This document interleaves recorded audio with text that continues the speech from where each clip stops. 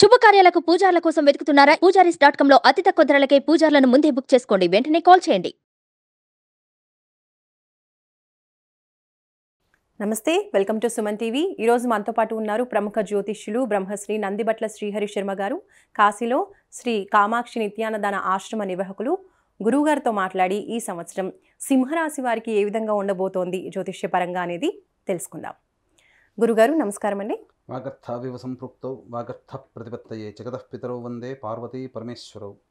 అన్నపూర్ణే సదా పూర్ణే శంకరః ప్రాణవల్లభే జ్ఞాన వైరాగ్య సిద్ధ్యర్థం భిక్షాం దేహి చ పార్వతి. మాతా చ పార్వతీదేవి పితాదేవో మహేశ్వరః. బాంధవా శివభక్తాశ్చ స్వదేశో భువనత్రయం. సదాశివసమారంభాం శంకరాచార్య మధ్యమాం అస్మదాచార్యపర్యంతం వందే గురుపరంపరాం.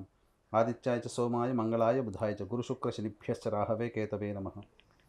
శృంగేరి జగద్గురు పీఠాధిపతులు శ్రీ శ్రీ శ్రీ భారతీ తీర్థ మహాస్వాముల వారికి, శ్రీ శ్రీ శ్రీ విధుశేఖర భారతీ తీర్థ మహాస్వాముల వారికి, కంచికామకోటి పీఠాధిపతులు శ్రీ శ్రీ శ్రీ విజేంద్ర సరస్వతి మహాస్వాముల వారికి ప్రణామములు తెలియజేసుకుంటూ కార్యక్రమాన్ని ప్రారంభిద్దాం. గురుగారు 2024 సంవత్సరంలో సింహరాశి వారికి చక్కగా అనుకున్న పనులన్నీ అనుకూలించడానికి వాళ్ళు జ్యోతిష్య పరంగా ఎటువంటి జాగ్రత్తలు తీసుకోవాలి, ఎటువంటి పరిహారాలు పాటించాలి, అసలు ఈ సంవత్సరం అనేది సింహరాశి వారికి ఏ విధంగా ఉండబోతోంది? వీక్షించేటువంటి సుమన్ టీవీ ప్రేక్షకులకి ముందుగా 2024 సంవత్సరం ఆంగ్ల నూతన సంవత్సర శుభాకాంక్షలు తెలియజేసుకుంటూ, ఈ సంవత్సరం సింహరాశి వారికి ఎలా ఉంటుంది అనేటువంటి విషయాల్ని, అనగా ఏ విధంగా జీవితంలో మంచి జరుగుతుంది, చెడు ఏ విధంగా జరుగుతున్నటువంటి విషయాల్ని మనం తెలియజేసుకుంటూ కార్యక్రమాన్ని ప్రారంభిద్దాం.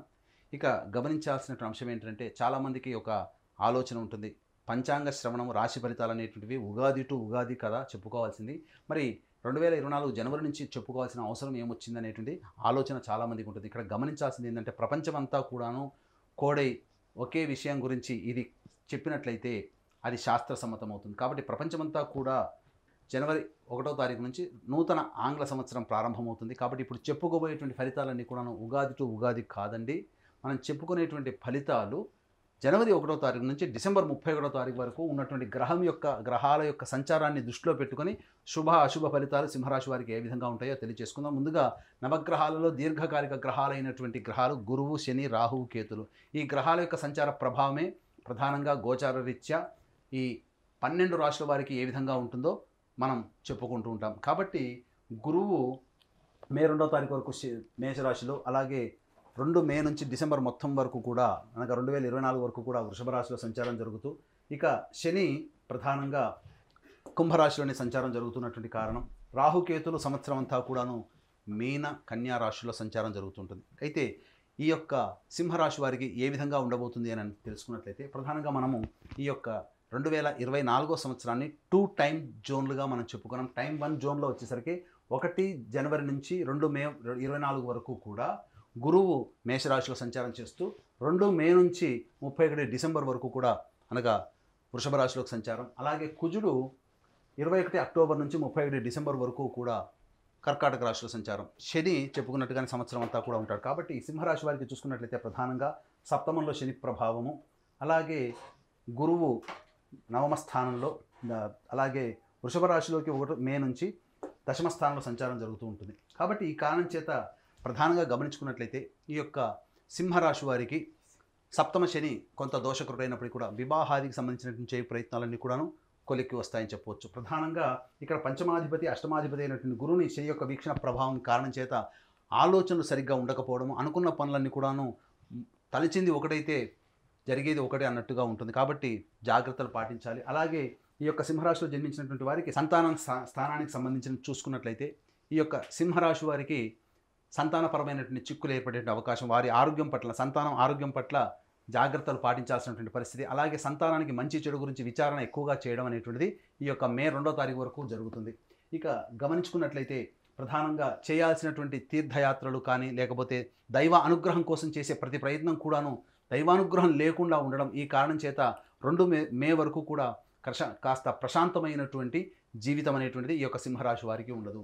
ఇక గమనించుకున్నట్లయితే అష్టమ స్థానంలో రాహువు, ధనస్థానంలో కేతు యొక్క సంచారం సంపూర్ణంగా ఉండడం చేత ప్రధానంగా వెన్నుముక సంబంధించినటువంటిది, కిడ్నీ సంబంధించినటువంటిది ఇబ్బందులు ఎదుర్కొనేటువంటి అవకాశం ఉంటాయి. కాబట్టి జాగ్రత్తగా నియమాలు కనుక పాటించుకున్నట్లయితే మంచి జరుగుతుంది. ఆహార నియమాలు కనుక పాటించుకుంటే మంచి జరుగుతుంది. ఇక మీ యొక్క వాక్కుకి విలువ పడిపోవడం అనేటువంటిది జరుగుతుంది. కాబట్టి దైవానుగ్రహం లేకపోవడము, అలాగే కుటుంబ స్థానంలో కేతు యొక్క సంచారం ఉండడం, ఈ కారణం చేత కుటుంబంలో కలహాలు కానీ, ఇబ్బందికర పరిస్థితులు కానీ, లేకపోతే ధనపరమైనటువంటి నష్టములు కానీ ఈ 2 మే వరకు కూడాను ఇబ్బందులు పడక తప్పదు సింహరాశి వారికి. అయితే ఎప్పుడు ఇలాగే ఉంటుందనంటే టైం 2 జోన్లో చెప్పుకున్నట్టుగా గురువు 2 మే నుంచి సంవత్సరం అంతా కూడాను దశమ స్థానంలోకి గురు సంచార ప్రభావం చేయడం, ఈ కారణం చేత అద్భుతమైనటువంటి యోగ కాలంగా చెప్పవచ్చు. అప్పటి వరకు అనుభవిస్తున్నటువంటి కష్ట నష్టాలన్నీ కూడా 2 మే తర్వాత విడివడిగా తొలగిపోతూ ఉంటుంటాయి. ముఖ్యంగా మీ యొక్క మాటకి విలువ పెరుగుతుంది.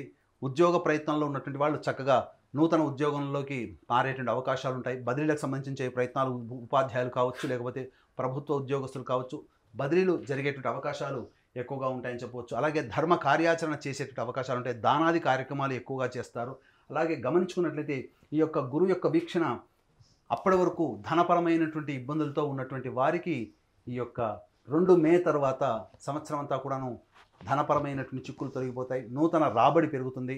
ఎఫ్ఎంసీజీ రంగంలో ఉన్నటువంటి వారు, ఆహార సంబంధించినటువంటి ఉత్పత్తులు, అలాగే సూపర్ మార్కెట్ జోన్లో ఉన్నటువంటి వారు, బంగారు వ్యాపారస్తులు, కళాశాల యాజమాన్యంలో ఉన్నటువంటి వారు, ఇటువంటి అందరూ కూడాను అద్భుతమైనటువంటి ప్రగతిని సాధిస్తారు. అలాగే ఏదైనా కానీ ఈ చెప్పినటువంటి రంగాల్లో ఏదైనా వ్యాపార విస్తరణ చేయాలి అని అనుకున్నట్లయితే మే 2 తర్వాత మీ యొక్క నూతన కార్యాచరణ ప్రణాళిక అనేది కనుక ఉన్నట్లయితే తప్పకుండా మీకు మంచి జరుగుతుందని చెప్పవచ్చు.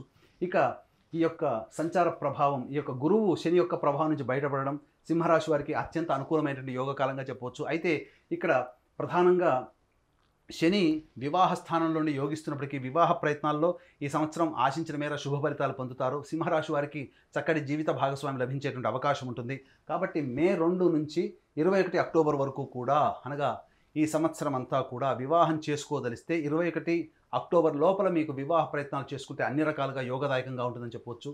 కర్కాటక రాశికి సింహరాశికి యోగకరుడైనటువంటి కుజుని యొక్క ప్రభావము 21 అక్టోబర్ నుంచి శని మీద ఉండడం, ఈ కారణం చేత జీవిత భాగస్వాముల మధ్య కావచ్చు, భాగస్వామ్యంతో కూడుకున్నటువంటి వ్యాపార సంస్థల్లో ఉన్నటువంటి భాగస్వాముల మధ్య కావచ్చు, కొన్ని పొరపచ్చాలు విభేదాలు తలెత్తే అవకాశం ఉంది. కాబట్టి 20 అక్టోబర్ నుంచి చేస్తున్నటువంటి వృత్తి వ్యాపార ఉద్యోగాల్లో మరియు కుటుంబ జీవితంలో జాగ్రత్తలు పాటించండి, సంయమనం పాటించాలి. అన్ని విషయాల పట్ల కాస్త ఓపికతో ఉన్నట్లయితే 21 అక్టోబర్ నుంచి ఆ 2.5 నెలల పాటు కాస్త ఓపికతో ఉన్నట్లయితే మంచి జరుగుతుంది. అలాగే ఈ యొక్క సింహరాశిలో జన్మించినటువంటి సినిమా ఇండస్ట్రీలో ఉన్నటువంటి పనిచేసేటువంటి వాళ్ళందరికీ కూడాను మే 2 వరకు కాస్త గడ్డు కాలం, తదనంతరం జీవితంలో అద్భుతమైనటువంటి ప్రగతి. అలాగే విదేశీయానానికి, విదేశీ ప్రయత్నానికి సంబంధించే ప్రయత్నాలన్నీ కూడాను ఖచ్చితంగా 21 అక్టోబర్ తర్వాత విదేశీ విద్యను అభ్యసించడానికి అనుకూలమైనటువంటి కాలంగా చెప్పవచ్చు.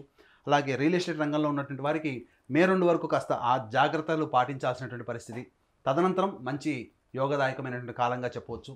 అయితే ఇక్కడ ప్రధానంగా గమనించుకున్నట్లయితే 2 మే తర్వాత ఈ యొక్క సింహరాశిలో జన్మించినటువంటి రాజకీయ రంగంలో ఉన్నటువంటి వారికి చక్కటి పదవి లభించేటువంటి అవకాశం లభిస్తుంది. కాబట్టి మే 2 వరకు ఆశించడం కంటే కూడా సర్వీస్ చేయడం అనేటువంటి ఆలోచన చేసుకోండి. ప్రధానంగా ఉన్నత స్థాయి వ్యక్తుల యొక్క అనుగ్రహంతో చక్కటి కీలకమైనటువంటి పదవిలో ఈ రాశిలో జన్మించినటువంటి వారు చక్కటి పదవి పొందుతారని చెప్పవచ్చు.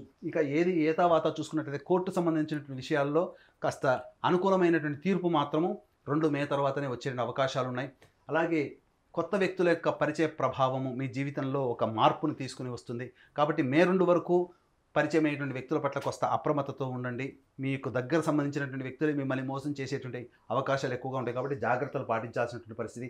ఏతావాత చెప్పొచ్చేదంటే 2 మే తర్వాత సింహరాశి వారికి అనుకూలమైనటువంటి సమయం, అత్యద్భుతంగా ఉండేటువంటి సమయం 21 అక్టోబర్ నుంచి డిసెంబర్ వరకు కూడా. కాబట్టి అన్ని రకాలుగా ముందడుగు వేస్తూ దైవానుగ్రహాన్ని పొందే ప్రయత్నం చేసుకుంటూ ఆరోగ్యాన్ని పరిరక్షించుకుంటూ ఉన్నట్లయితే మంచి జరిగేటువంటి అవకాశాలు ఉన్నాయి. కాబట్టి సింహరాశి వారికి మే 2 వరకు కూడాను డైట్ కంట్రోల్లో ఉన్నట్లయితే ఒబేసిటీ, అనగా ఎక్కువ శరీర బరువు పెరగడం అనేటువంటిది జరిగేటువంటి అవకాశం ఉంది. కాబట్టి జాగ్రత్తలు పాటించడం 2 మే వరకు కూడా. తదనంతరం చక్కటి జీవితాన్ని పొందుతారు. ఏది ఏమైనప్పటికీ కూడా ఆరోగ్యం పట్ల శ్రద్ధ వహించడం, కాలానికి అనుగుణంగా నిర్ణయాలు తీసుకోవడం, చెప్పినటువంటి సమయంలో ప్రధానమైన నిర్ణయాలు తీసుకొని ముందడుగు వేసినట్లయితే సింహరాశి వారికి ఆనందకరమైన జీవితాన్ని పొందుతారని చెప్పవచ్చు. మరి గురుగారు, సింహరాశి వారికి పరిస్థితులు అనుకూలంగా ఉండడం కోసం చేయవలసిన దైవారాధన గురించి తెలియజేయండి. సింహరాశి వారు ప్రధానంగా దేవతారాధనలో ప్రతిరోజు సూర్యుడికి నమస్కారం, సూర్యాష్టకం 6 సార్లు పారాయణం చేయడం, అలాగే ఏ సమస్య వచ్చినప్పటికీ కూడా ఆ సమస్య పరిష్కారం కావాలి అనుకున్నప్పుడు ప్రతిరోజు సంధ్యా సమయం, అనగా